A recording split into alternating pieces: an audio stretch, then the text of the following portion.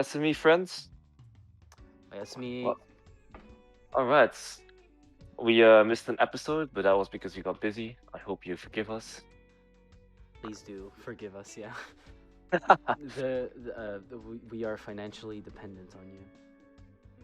I mean, in some sense, what if people miss this, bro? Aren't you like emotionally ruining them because they're emotionally dependent on us? Yeah. It really hurts to hear about your loss, and truly, it makes me super sad to hear that. But it makes me even more sad that we missed a paycheck. That was a lot of stuttering. I'm sorry. Trying to make a joke, and I kept on thinking to myself, that joke isn't funny. It has You been know what said. joke is amazing? I found this garbage picture of Spider-Man Way No Way Home leaked picture of Walter White being in it, Oh my god. and so that will be the thumbnail theme of today because a friend of us, Shavon, did a Walter White cosplay of like I wouldn't even call it a cosplay. He just wears the Walter White hat. I just looked at the camera, just like Walt did. He looked at the I got camera, bro. Is that a fucking Breaking Bad Walter White reference? Oh reference. my Oh my god! god. So we're gonna use that as our thumbnail. Yeah. But we didn't. But now we both have seen No Way Home, right? Yeah, we both have. So It was a what do you fucking think good about? movie. I mean, I can't say I didn't enjoy it, right? But at the same time, I do have to say, how do you say? It's it's a good movie, but it's not like it's nothing super amazing, I guess. Like that makes sense. I would say it was definitely. I would. Okay, so it's not like the best piece of cinema ever, sure, but then again, it's a Marvel movie. I'm not expecting the best piece of cinema ever. There you make a very good point as well, though. Actually, now that I think about it, Yeah, because people saying it's the best Marvel movie or something, and in some sense, I can agree that with the better Marvel movies. yeah. Personally, it's my favorite Marvel movie. So, I would even say that the Tom Holland Spider-Man adaptation is probably my favorite. Well, I mean, I thought the first one was bad, and the second was far from good, and Far from yeah, good. and then the third one was no way retarded. So I guess I'll give it that. Jesus Christ. Is that actually offensive not to say retarded? I would, yeah, yeah. Oh, okay. Well, then I take it back. I'm sorry. It's Uh, just no, but the third one isn't bad. I do have to say, like, how do you say? It still had like uh, how do you say? It's a good watch. That's why I leave it at. You know, nothing too amazing at the same time. I do like the theme of in some sense forgiveness or giving people a second chance. You know. hmm I mean, to be honest, in my opinion, what made the entire trilogy and this movie specifically so good was my heavy investment in the relationship of MJ and Spider-Man this time around. I usually never gave a fuck in no other of the Spider movies I've ever watched, but this one for some reason Which ones have you watched and which ones have you not watched? the only one I haven't watched is like so the one where in Spider-Man 2, like when he gets the Venom stuff. That's Who was Spider-Man 3 oh, with the Venom stuff. what was the actor? I want to say Tobey Maguire, but I don't want to. It's Tobey Maguire, and then in Amazing Spider-Man, it's Andrew Garfield. Yeah, so the Andrew Garfield's one I haven't watched. There is no Venom in Andrew Garfield's movies, bro. Yeah, It's I know only that's the one I haven't watched. but there is no Okay, whatever. The Venom one I have watched, which is Tobey Maguire, right? Yeah, okay, yeah. But the other one I haven't. And for Okay, the okay. Tobey Maguire, I have watched the entire trilogy, and I also watched like the animated series that were out like way back in the day, and I also watched the multiverse, but in that case, MJ wasn't even part. So, MJ didn't Spider-Man. even technically play a part of Spider-Man. Bro, But- he was crying in the shower because of MJ. Wait, who? Spider-Man. Which Spider-Man? I mean, oh whatever, bro. In Spider first there were a lot of Spider-Mans, but he was crying in the shower because of MJ. Right. But yeah, so my point was with the MJ and the Tom Holland trilogy was really, I don't know, I liked the relationship a lot in that movie, and like literally in the first movie I agree with you, I didn't enjoy it that much the first time I watched it, But the second movie I enjoyed a lot more, specifically because of MJ and Spider-Man, the way they interacted. Um, that really carried me through the movie the first time I watched it, because I thought it was horrible until the plot twist happened, um, and then I was like, oh my god, this is amazing. And so in that sense, I think the MJ and Peter Parker stuff really elevated everything and made me care about Peter Parker as a character. And to then have that be such an important part in the last movie was tried so hard, bro. Bro, you cried to that. Okay, bro. I usually don't cry in Oh, dude, theaters. don't tell me you don't cry, bro. I watched you cry. I don't cry in theaters. Oh, okay. Like in theaters, I'm able to like keep myself together usually, but oh my god, holy fuck! I cried for like the last 10 minutes of the movie. I'm not even joking. I wish I was. Okay, well, It hurt me. okay, well, So that's what happens when you self-identify so much. Okay, like if you really insert yourself. you related to Zendaya or I mean MJ? No, I kind of was more like I want to relate to them, you know, and then I kind of like start putting You aspire to them. yeah, sort of, and then I put myself in their shoes, and then suddenly I feel a lot stronger whenever things happen. I see. I mean, it's good that you take inspiration out of them, I guess. Yeah. But no. So what I wanted to say about the movie is like, I don't know. It was a fun experience to watch, right? I was really happy with a certain see them all together, right? But Right. I don't know. It's a how do you say? It's a bit of a hollow experience, if that makes sense. Like it's fun when you watch it, but at the same time, it's the moment you step out of the cinema, it already starts losing its value in some sense for me. If that makes sense. Really? Yeah. Like I mean, when you watch it, it's like you have two types of ways to enjoy a medium, right? You can, well, actually probably more than that, but I'll simplify it for now, right? You have a show that you can like, and in some sense, you find enjoyment and fulfillment in it, and you appreciate it more and more over time. Or you have one that is fun and you forget about it, and kind of like that, you know, like something sensational or something everlasting, if that makes sense. I get what you And mean. this is clearly just sensational.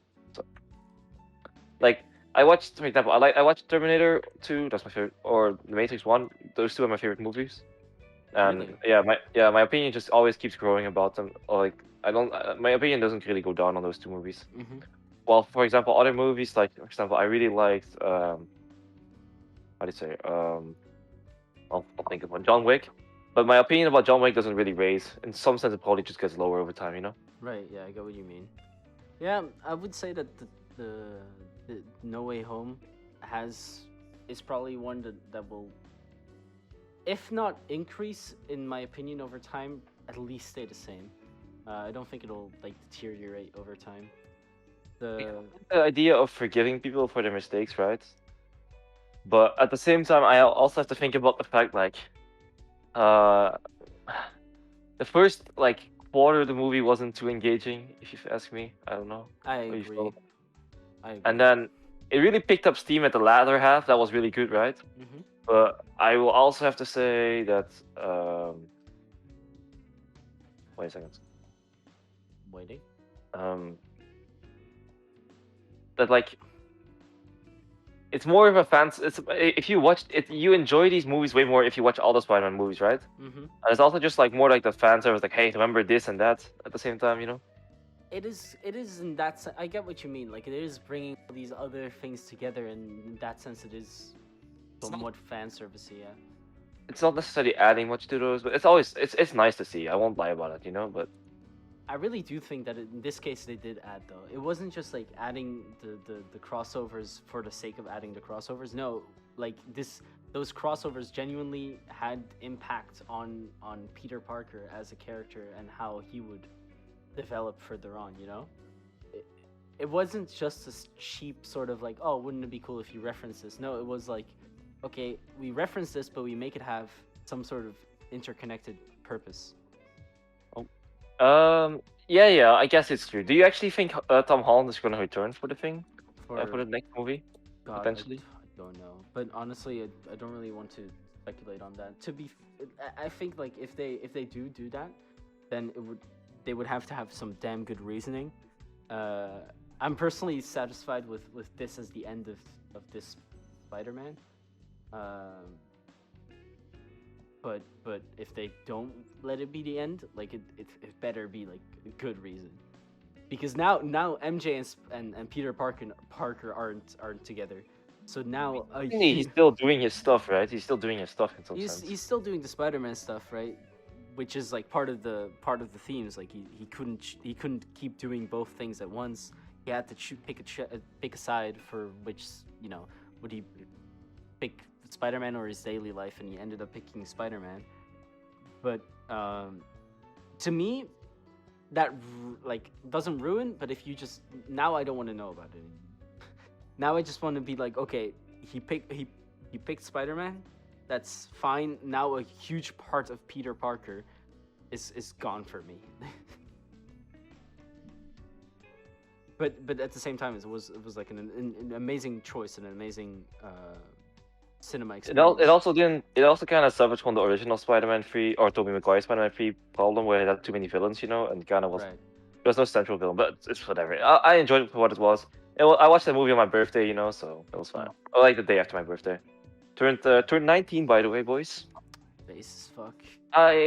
I still haven't hanged your birthday present for me, like the Musashi thing. I'll get it real quick for the camera. Hold up. Oh, okay. Meantime, I'll entertain the people while we wait for Kevin.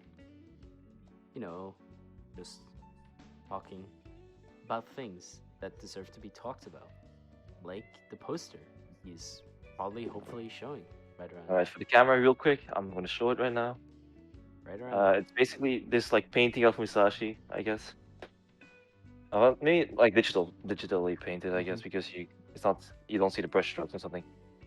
Yeah. But I heard from Sonny that you actually were like unsure you bought it with Sonny actually, but I heard from Sonny that you were actually unsure if you wanted to have it with colors or black and white. This one, by the way. Yeah, there were a few options that we had that we were deciding between, and some of them were like black and whites, and others were in colors.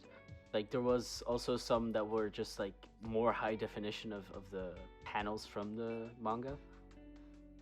And you know, we were like kind of going back and forth, looking at what would be best for you.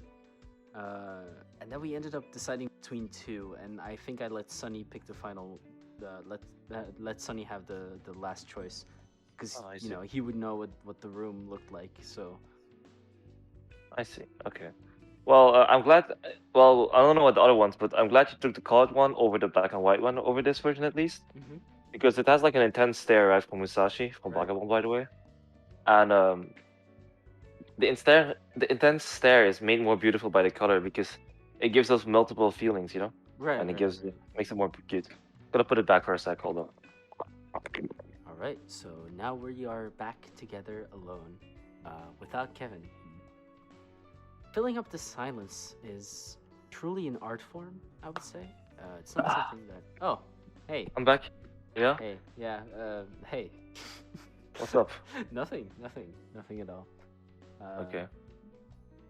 Anyway, yeah. There were also like it was from Displates, the poster, which they have like a lot of different series on there. And honestly, while we were looking for a poster for you, it was very hard not to get tempted, you know? What?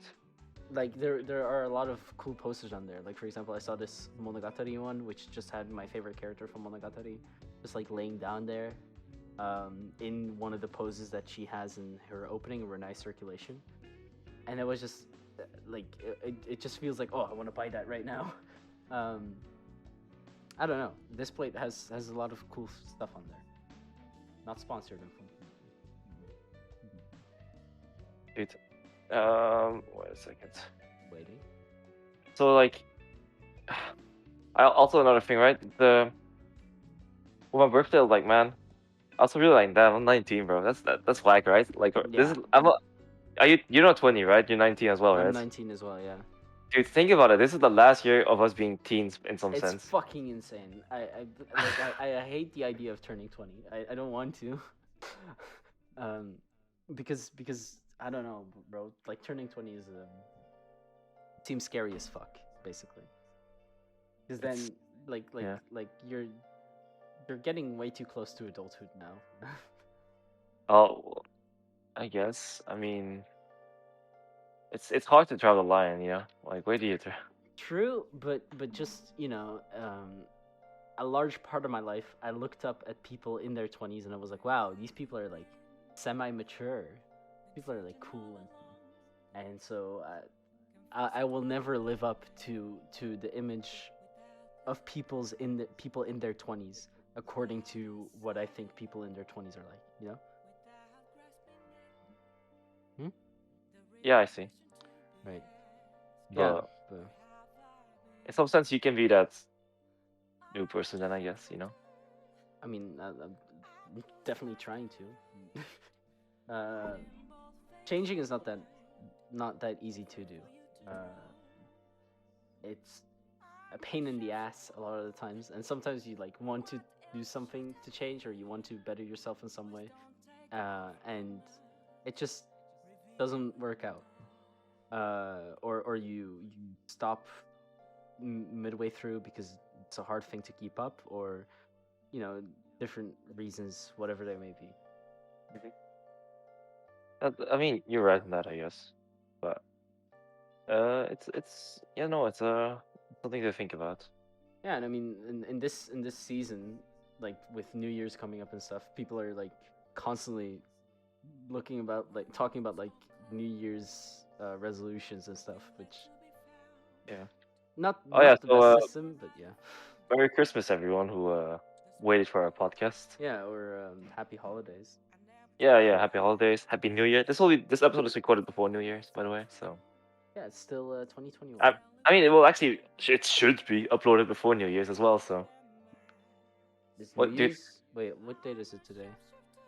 The 20th. New Year will happen on like Friday for us. So Right. Yeah. Yeah. Okay. It should be uploaded on the 30th. Yeah. uh, Oh man. but Yeah, but but there. Sorry. but I think about it in some sense as well. Like um 20, like in 5 years you'll be 24, right? Like I mean that's just how math works, right? But think about it, 5 years and you're 24. Insane. Insanity. Uh, I can't process that properly. To me, 5 years is like 26, but that that's not how math works. 5 years And is 26. That's not what I meant, but you know what I mean. Um, 2026, you mean? no, I meant as in like 5 years would be like something much closer, like 22 or something instead of 2024. Yeah. But no. Yeah, I mean, it's reminding me of like Jordan Peterson's stuff, like the mindset of like, well, if you want to achieve what you want to achieve in life, right? You have to like envision yourself in like in 5 years, what would the ideal you be, and then how would you strive toward that now, and like that, you know, nice to think about it, you know? Yeah, I mean, of trying to avoid like okay, so trying to avoid the figure that is Jordan Peterson and my opinions surrounding his philosophy. There is with the self-help ideals and stuff and like trying to envision yourself in 5 years. There is an interesting link you can make there with Friedrich Nietzsche, who kind of like one of his aspects of himself, one of his aspects of his philosophy was like if you want to do something differently or if you want to feel differently, you first need to think differently. And that's something you can find back in some things that Jordan Peterson says as well. Like trying to envision yourself in 5 years. So like try to think differently, have a different mental image in order to do something differently as well. Um, and it's an interesting idea. I personally don't think it would help. I think 5 years is way too long, especially like depending on the person you're talking to, right? Because if you're I don't know in your late 30s, I would say 5 years is probably more like you're probably better at envisioning what 5 years looks like, and probably better at like making a roadmap of 5 years. But if you ask me, like, where do you see yourself in 5 years? Even if I want to set a goal for 5 years in the future, that's fucking hard I can't look that far accurately into the future, or predict or feel out the 5 year time span. So I would definitely like make it much shorter. I would even put it into like seasons. Be like, what do you see? How do you see yourself at the end of the winter? And then like set a Yeah, goal for that. no, but I don't think it's necessarily that bad to think about 5 years in the future, right? It's more in the sense of like, very simple, right? Um, on a financial standpoint, where do you want to be in the future? And then be like, okay, so, or maybe something else, like something I personally thought about, right? Is like, um, I thought more about like, well, because I'm assuming I like financial stuff. I just cannot plan for the next 5 years. You know, Mhm. That's just too hard for me personally, right? And Right. so I asked myself like, okay, so something I have some sense of control over or want to think about is my friends slash relationships, right? Right. And so I tell myself in the next 5 years, I aim to be like, honestly, that's something I also, it's hard to say, right? But in some sense, I would be very happy if I had 4 close friends. I think that's like, you know. Hmm.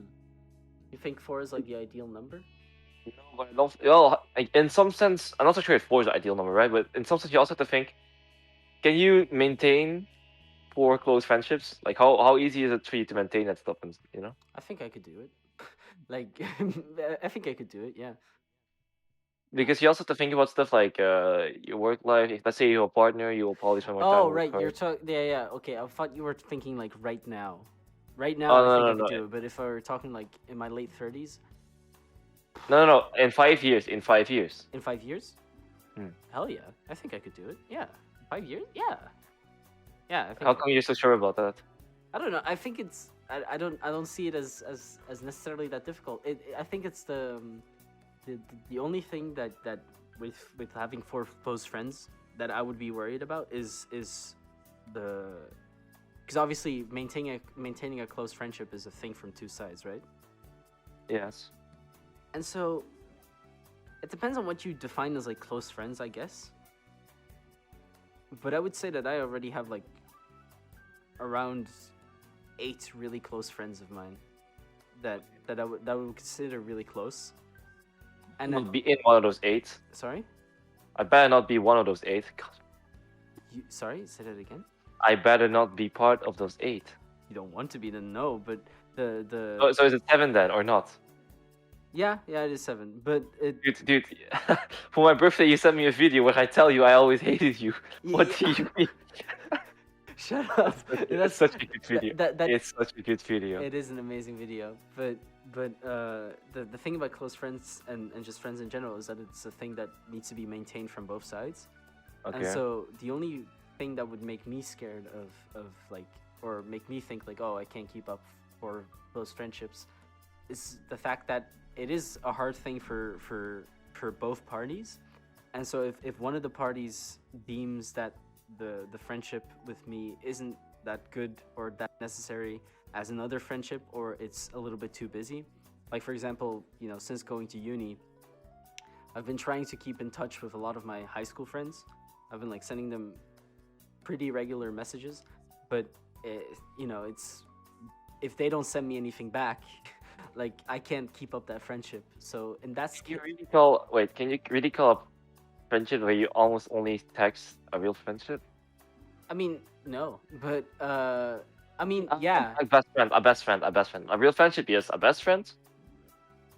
Um, no, yeah, probably, but that's just my slightly off definition of a best friend. Probably, I only have like I agree with you that online friends are also real friends, right? But I don't know how to I don't know how to word it, but I find it hard to say then, oh yeah, he's my best friend and personal friend, because I don't know, that physical stuff is just different, bro. It is definitely different, yeah.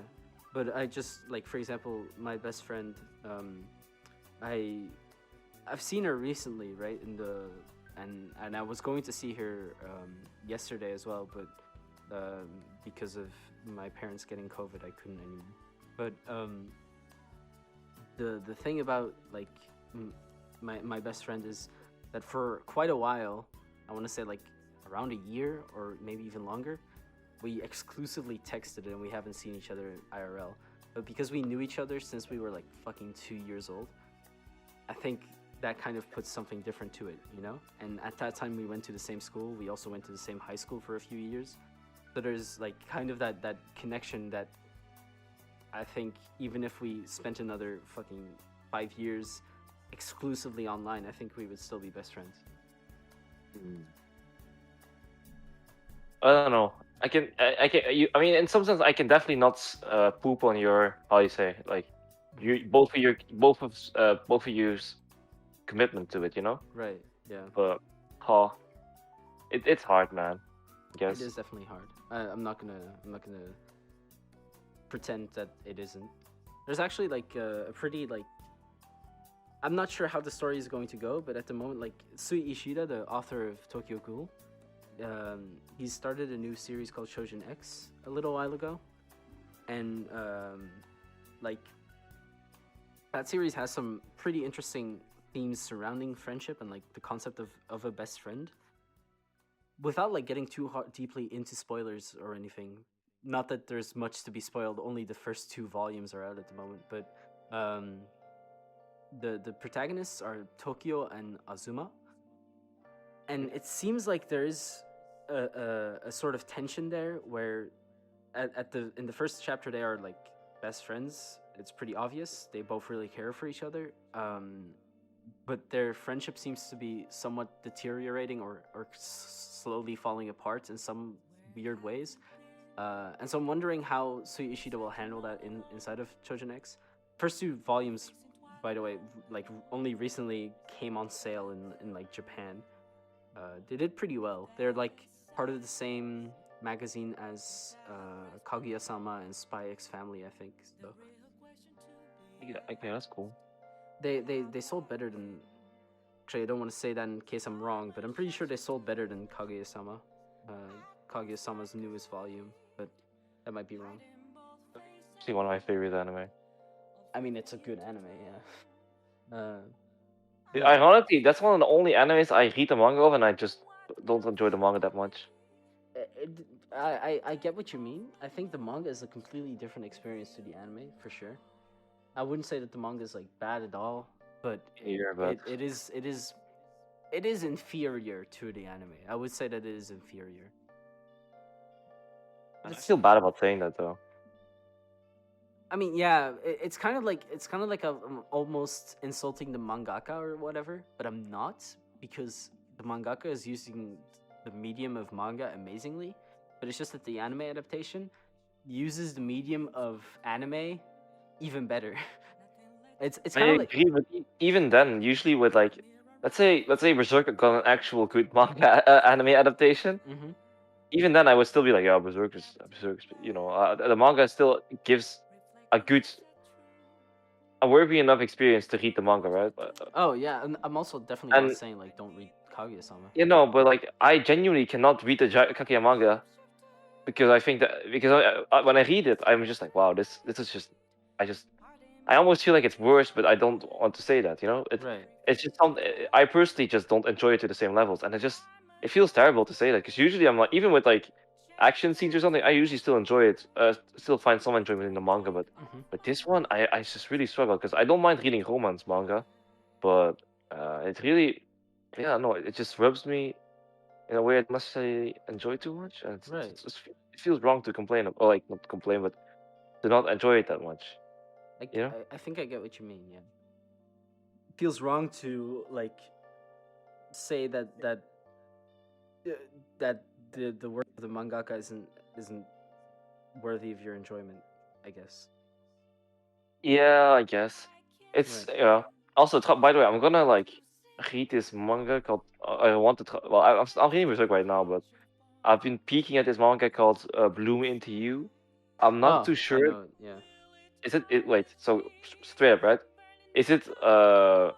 Is it two girls in a relationship with each other Pretty or sure. Yeah. romantic? I personally haven't read it, but I'm pretty sure that was what it was. Yeah. Like I'm not homophobic or something, right? But I'm genuinely I'm feeling like a bit of like like I wonder how I will enjoy this. Like how do I Right. say this in a polite way, bro? Like not straight manga. I don't know. Yeah, not I don't think non-hetero. Yeah, non-hetero. and non-hetero. Like I'm not homophobic, but seriously, like I do feel a certain type of unease, or like I'm not sure how like again I'm not sure how I'll enjoy it. Like it's a bit of a new experience, you know, and yeah, I have those nerves, I guess. That makes sense. Yeah, I think I get what you mean. I personally don't feel it, but I think I understand what you mean. It is like a new thing, and you're like, how how heavy Watch is it. it? How do you handle this subject? Maybe I mean, it's probably just told like a normal love story, right? But even then, I'm like, you know. from what I know, which isn't a lot, it is incredibly wholesome. Yeah, I've been hearing people say it's one of the best Romance, romance manga out there. So I right? got curious, you know. Mm-hmm. I'm curious as well to it, but I haven't found the energy to start it, especially when there are like a lot of other series I want to read. But yeah, no.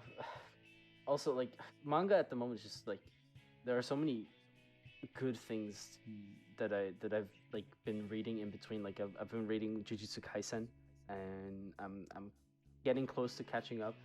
And then also like the One Piece chapters that are currently dropping are fire as fuck. They are actual amazing One Piece chapters. There's this other manga, Trojan X is currently airing, which is also pretty good. Then there's like Dan Dan Dan, I think. People say that 2021 was one of the best years of anime, although I barely watched any anime. I barely watched any anime as well, and most of the anime that I've seen are made by Studio Mappa. So to me, can't be that good, mate. I don't know, like, do you know Odd Taxi Driver? I'm gonna watch that one, I think. I've heard about it. I haven't watched it, but I've heard about it. Yeah, I think I'm gonna watch that one probably at some point. But the thing is, ironically, the more I have been lately, I've been enjoying TV like shows in general, like TV shows, anime stuff more. Mm-hmm. But ironically, I just consume less. So I think in some sense, and yeah, I don't know what to think of. Same with manga, right? Mm-hmm. I think in some sense, I'm not sure if that's my New Year's resolution, right? But I'm noticing then, I'm really noticing the less is more mentality, I guess. I get what you mean, right? I also like I'm watching Lord of the Rings with my family right now, which is like I watched the first two movies with them, um, and we're Yeah. gonna watch like the third movie probably on New Year's somewhere around that time, and first two movies were fucking great, bro. Like the first half of the first movie was kind of trash. I won't lie to you. It was. I mean, it wasn't horrible, but it just wasn't that good. But then they like formed the Fellowship of the Ring, they called it, and from that moment on, I was hooked. And like there was this character Boromir, who I really love him. He's probably my favorite character in Lord of the Rings at the moment. And the second movie was just good the entire way through. I would even say amazing the entire way through. Especially the ending of it was really touching. And I'm just really curious to see how they end off this amazing trilogy, because the first two movies were already so good. Like I want to know how does Lord of the Rings movies? sorry. Are there only 3 Lord of the Rings movies? Well, I mean, there's Lord of the Rings, and then there's The Hobbit, and The Hobbit is like a prequel. And the movies are also like, if you don't watch the extended version, which I didn't do, they are like 3 hours. So 3 hours for the first, 3 hours for the second, and 3 hours and 20 minutes for the last. So Interesting. they are quite long, but I'm like pretty sure a lot of the contents within the books are, if not skipped, shortened. So I see. I do What do you plan on think? reading the books at some I point. remember a YouTuber saying something like, "Oh yeah, Lord of the Rings is about addiction." What do you think about that? That's an interesting point. Oh, because it does genuinely, like, whenever you see these people hunger after the ring and wanting to have it, it is genuinely like upsetting, to them, but also to like everyone around them. And if you see some people who are able to overcome it, or some people who are able to like somehow resist, that feels really like, you know, yeah, I can see where they're coming from. I wouldn't say that's like the most important theme. I would definitely say the most important theme so far is like trust or the carrying of burdens. Like it is consistently like talked about again how that Frodo is carrying the burden of the ring and that he has to walk with it. Which, by the way, Frodo is not a good protagonist. I really don't like him as a protagonist. But Yeah. but the rest of the cast is so good that you just don't care. Also, like, the thing about Frodo, right, as a protagonist is that he's the type of guy to like. Okay, so everything is going okay. Characters are having fun, right? And then he goes off on his emo shit and somehow gets them in danger. And like in the second movie and like the end of the first movie especially, it felt like a lot of what happened and a lot of the bad that happened could have been simply avoided if this motherfucker just stayed still. But yeah, no. So I don't like Frodo that much, but I do like pretty much every other character. I don't know if that's a hot take actually, liking Frodo or not. I have no idea. Yeah, I don't have too much knowledge about other things either. Yeah. But yeah, no, I still didn't. Yeah, I just watched this guy explain, just say like, yeah, Lord of the Rings is about addiction because people are like the villain of the movie is not the person or it's just the rings, because people are addicted. Addiction is scary, man. Like, Yeah, definitely. it can destroy everything in your life, Mm-hmm. everything that you value. Honestly, I've gotten better at it now, but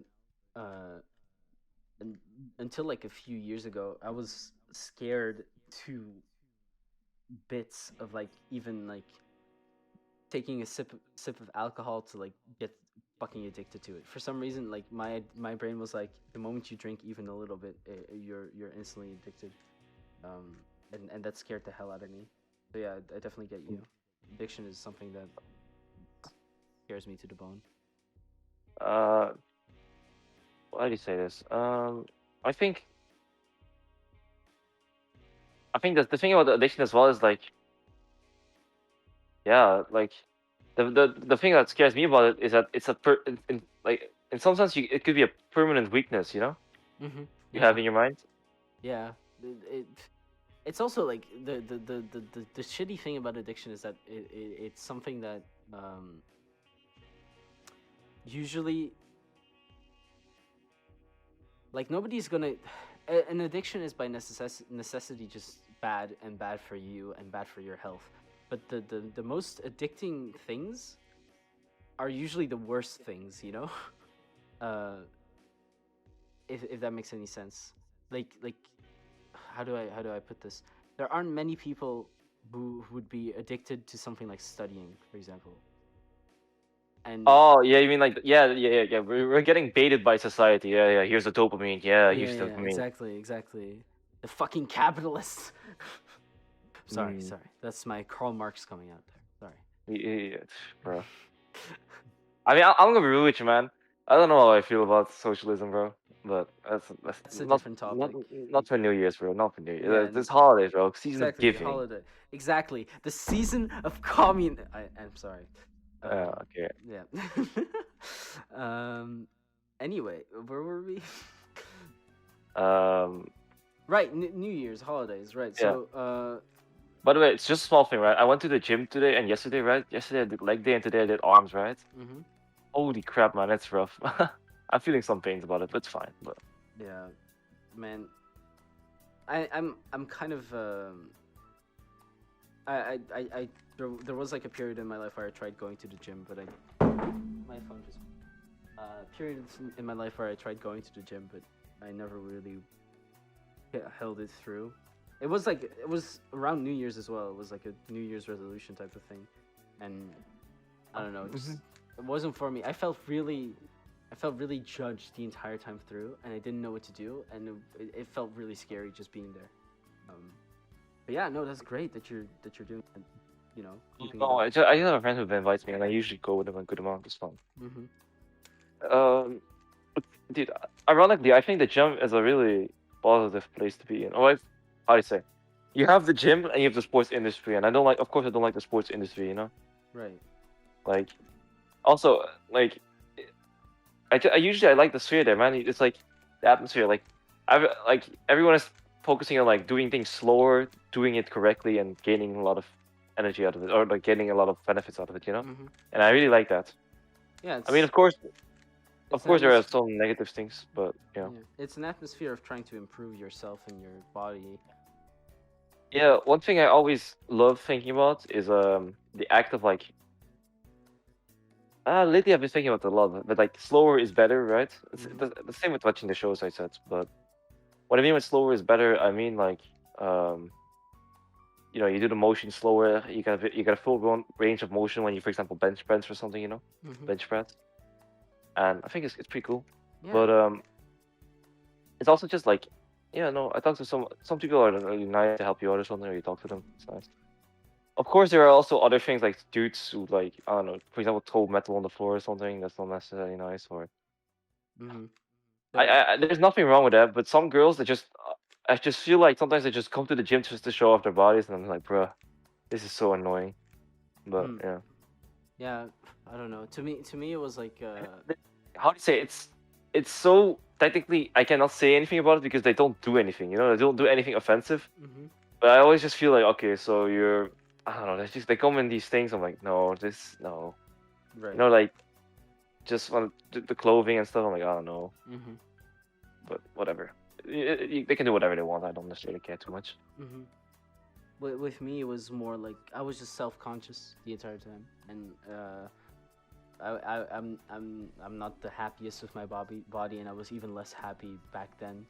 So it felt like the act of going to the gym, which is an act of trying to get better, is in and of itself kind of mitigated because when I get there, I'm trying to get better, but I am bad at the moment, and so I feel like people might draw conclusions like, oh, this man goes to the gym and he still looks like that. What the fuck? What the? Dude, that's I cringe, know bro. nobody thinks like that. I know it, and I'm better at it now at like knowing that nobody thinks like that. But back then, you could tell me over and over again that that was not something people thought, and I would be like, no, you're wrong. Yeah, no, I understand. Insecurities really do be like that. Mhm. Like, oh my god, dude. But just a small thing, right? Like, just look between your legs, right? And look between your inner legs. Oh my god, that part for me hurts so much from leg day, but it's fine. Yeah. Hey, But you yeah, know dude, what? I'm like That's it. my arms suck by the way. But for example, when I was bench pressing, I only bench pressed 40 kilos, so it's not that much. It Yeah, sounds like a lot, but it isn't really. I get what Because you the bar itself is 20 kilograms, mean. and then I put 10-kilogram weights on the sides. And I was struggling doing that, man. That was already rough for me, so just My keep that in mind. a friend of mine like goes to the gym, and I mean he's been going for a few months, and he was able to do like after a few months, mind you, like it's insane. He was able to do like I think 70, and like the weights themselves were 70, right? So it was like 140 in total, and then also the bar. Wait, 70 on each side, you mean? Yeah, 70 on Yeah, each yeah, side. that's crazy. Yeah. But it also depends a bit genetically where you're best at, Mm-hmm. It's a bit of a meme, but for me, my best part is probably my legs. So Yeah, I mean, you've been like running a lot, so I used to do I used to be like at a running club of fun. yeah. No, but the there was one thing I wanted to mention as well, like surrounding New Year's resolutions, which was like kind of like a video I watched a while ago, from TGP Gray. It's a YouTube channel. This time I remembered. This time I don't need to put a link in the description. Anyway, TGP Gray, and they kind of like made a statement for why New Year's resolutions are kind of dumb, and you should probably more so work around themes of your life instead of resolutions in and of themselves. So instead of being like, oh, I want to go to the gym as my New Year's resolution, make it like, oh, I want the theme of health. And that's like super broad, and so you won't feel shitty about like not keeping up with it.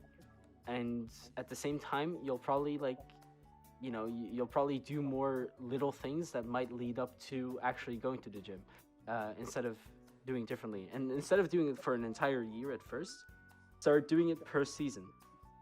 Like I said, like what do you see yourself in at the end of at the end of the winter?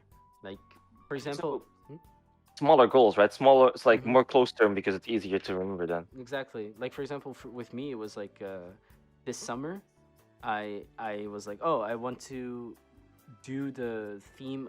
Okay, so it was like starting from like beginning of 2021. It was like I want the theme of reading, and so it was like just reading whatever I could, and I read a lot. I caught up with One Piece and every. I didn't do that in. I mean, I did that in 2021, but I read a lot. And then summer came around and was like, okay, I should probably switch around my theme. I'll switch it to learning skills. And so I learned how to play with a butterfly knife. I learned the Rubik's Cube, how to My solve knife, that. damn, dude, that's wild. Yeah, how to solve a Rubik's Cube. I'm learning guitar right now, so I'm still not done with that theme because there are so many skills I want to learn now. And it's genuinely really fun to after you set that goal in a very small way, if you start like building it up, it becomes really engaging and really, fun to do. I started it out with just like, okay, I want to beat this Rubik's Cube, and that took me a while, but then I did it, and that was great. And then I kept on going, and I was like, okay, how fast can I solve this Rubik's Cube? And now I can, at my fastest, solve it at 45 seconds. That's pretty good. Yeah. No, I like that idea a lot, Will. How do you say? It's more of like how do you say? It's more the putting small goals, and be like, yeah, if you achieve them, of course, it feels good. I mean, I definitely think it's a great way to think. Yeah. But yeah, but that's why you have your big goals and you break it down to smaller goals, of course, and that's yeah. I think that's the biggest problem with New Year's resolutions. It's just like everyone puts these big goals all at once, but like, no, you need to divide it up and make it reasonable. Yeah, but you take these big goals and then you divide it up in small goals, right? But you always keep the focus on the big goal, like theoretically you could make 1% improvements, but you can be like, okay, but is this 1% improvement gonna make it in time? Let's say you want to get ripped, like you want to get a six-pack, right? Yeah. Theoretically, every week you could how do you say?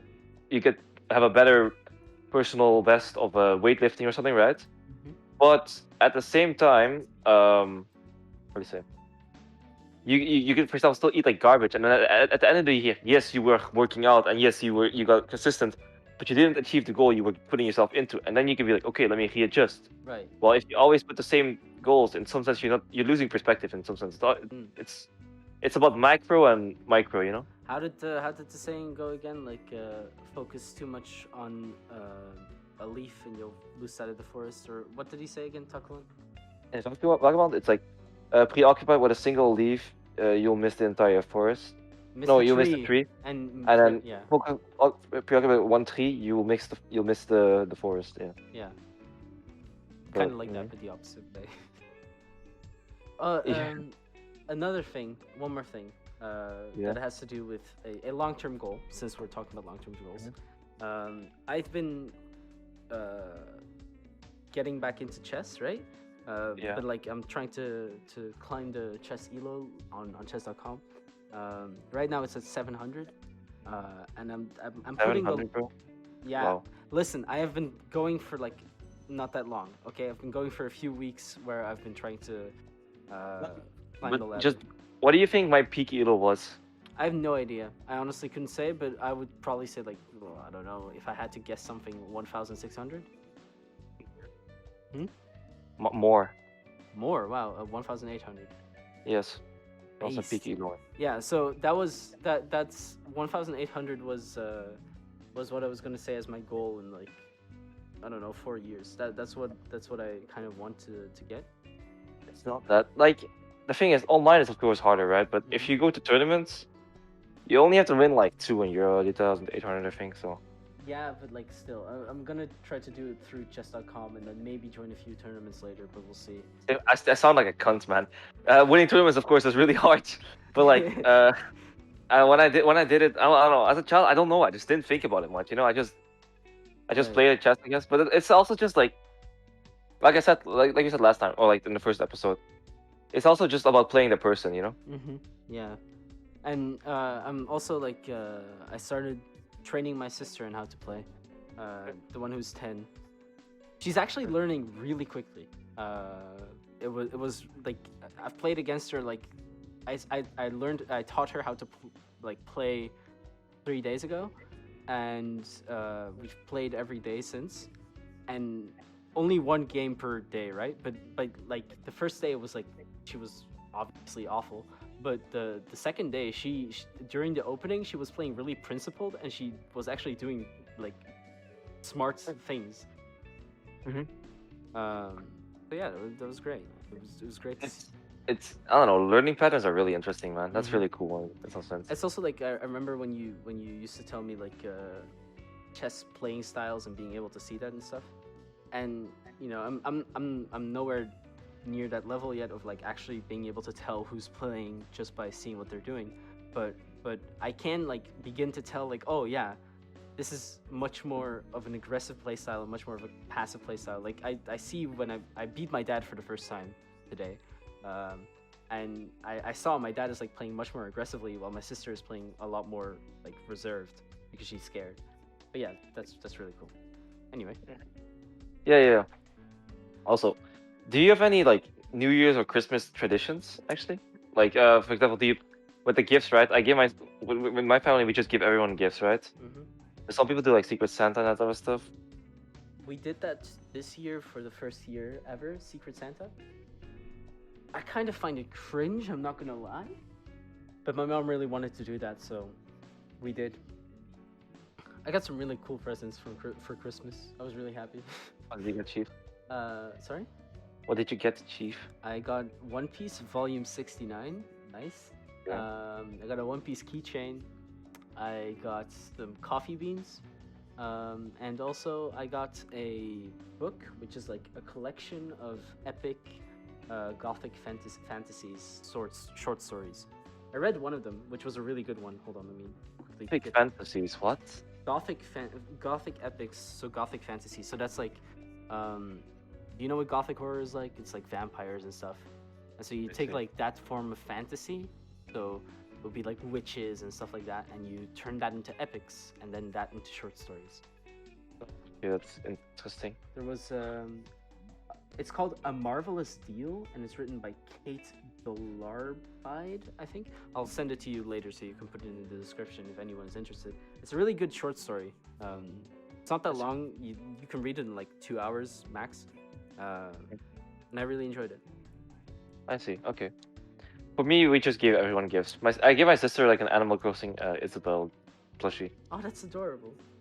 Yeah, she liked it a lot. She was shaking it because it actually has a bell on her head. Oh, that's amazing.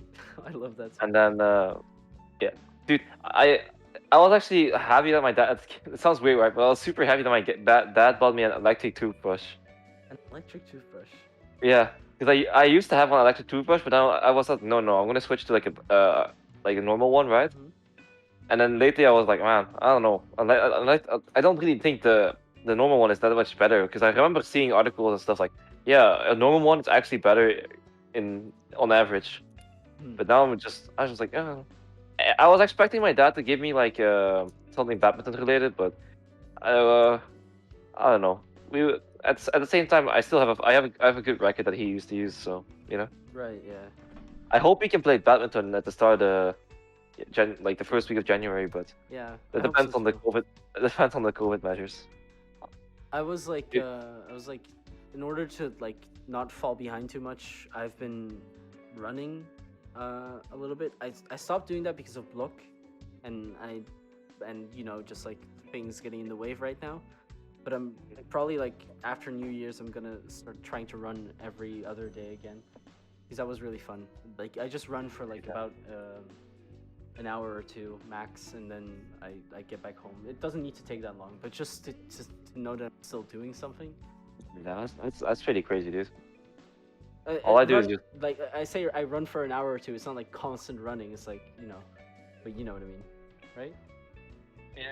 Not really, actually. Do you go for walks then, or? No, so I walk from my home to the sport hall, which is around like sport hall, which is around like 15 minutes on foot, and then 15 minutes back, so that's half an hour, and then I do like the other half hour of just like running, but every now and then I just start fast walking instead of running if it's getting too much, you know? Like I can't run for That's pretty good, dude. All I do is calisthenics once a week, and then I go for walks. Right. I mean, yeah, I was mainly trying to do that because I just want to be able to be more maneuverable while I'm playing badminton. I thought that was something that I could probably improve on while badminton is not an option, you know? Yeah. But yeah. I think that Yeah, that no, all? but I guess like, do you have anything planned for New Year's? Because you're gonna watch the Lord of the Rings movie, the third one, right? Yeah, New normally Year's? we're watching that on New Year's, yeah. Do you have anything else planned for New Year? No, not really. I need to get tested on the 31st of December to see if I don't have COVID. And if I don't, then I'm free to go. But you know, that's on the 31st, so I'll only know it on January 1st, which is pretty annoying. So I won't be able to do anything. But yeah. Can't you just make plans and then, like, how do you say, act on the plans? Depending Act on on the the plans if you're information. negative, and then not act on it if you are positive. Sure, but like, then it would be like New Year's. Then it would be on January 1st instead of entire You would New. only know January 1st. I mean, yeah, I think so at least because I would be getting myself tested on the 31st. So It's on a fast test. no, it's not a self test. No. No. You have like normal testing and fast testing. And fast testing is like you'll know within the next 5 hours, I think, or something like that. Oh So. really? I don't know which one I'm getting then. No, I'll have to ask my- You have to specifically ask for a fast test. So Oh, I see. never mind. Oh, But yeah. but yeah, we'll see. Probably nothing. No. How about you? Do you have anything for the rest? Do you have anything planned for the evening, bro? No, I was going to go to sleep. My sleep schedule this week was absolutely atrocious. So, sorry. How come? I get really stressed easily. You know, with exams coming up and stuff. I've been unable to sleep properly, and but it's catching up to me now, which means that I should take a good long rest tonight, and then wake up tomorrow at like around 8 because you know it's not that late right now. It's like 9. I wake up at around 8. I'll have more than enough sleep, and I can start getting back to work and maybe get my schedule in order again. Auditions real quick. One thing I want to do say as well is like every episode so far, I've always been after I have showered before the podcast. Mhm. I drink milk during the podcast. I always finish my bottle of half a liter milk during the podcast, and I'm always in my pajamas. I kind of want to keep that up, man, but it's kind of a Seems like a fun motif to keep up, yeah. but Like, for myself. coincidentally, Oh, today I go ahead. also showered before the podcast, and I'm in my pajamas. So. Well, actually, I mean, I in reality actually just sleep naked, but yeah. Yeah. What, you didn't know? No, I did know. I was just taken aback by that you would say it so bluntly. Dude, I swear to God, sleeping naked is actually something everyone should do. I feel like, or like should do more often in some sense. I know people feel. What? I used to do it when I was younger, but I don't anymore. I know, like a lot of people feel uncomfortable without clothing, or in some sense, right? Mm-hmm. But I really think sleeping naked is way better for you. Like, it sounds weird, but I feel like your body, not you, your body breathes when you sleep in some sense, or like lets loose. Mm-hmm. And the fact that that's covered in pajamas is, I don't know, you know? Pajamas are usually really loose as well, though. I know, right? But it's also, I heard some things that people actually sometimes overheat in their sleep, for example. Mm-hmm. And that is also partially because of pajamas. But no, that is definitely true. Yeah. and that is something I can agree. I don't know. Well, it's also just, even if your pajamas is really loose, sometimes like it's also just, I'm more used to it, so for me it's more comfortable and I feel like it's more natural. But Right. that's just a preference difference, I think. So. Yeah, probably. But yeah, man, this episode went by really quick for me. I don't know how it went for you. Yeah, same here. I mean, it is.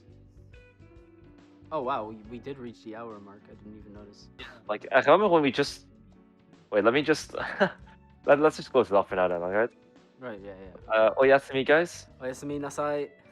But I remember when we just started the podcast, we were saying like, oh yeah, 30, 40 minutes mark Yeah. is pretty healthy, and now we're at the hour every time. Alright. No, but the thing is, I really thought we were at 45 minutes. I thought we were, and then I looked at the timer and I was like, oh no, it's an hour. Oh, wow, okay. Yeah. Time flies when you're having a good time. Exactly. And I'm always having a good time with you, bro. Oh, I love you too, bro. Love you too.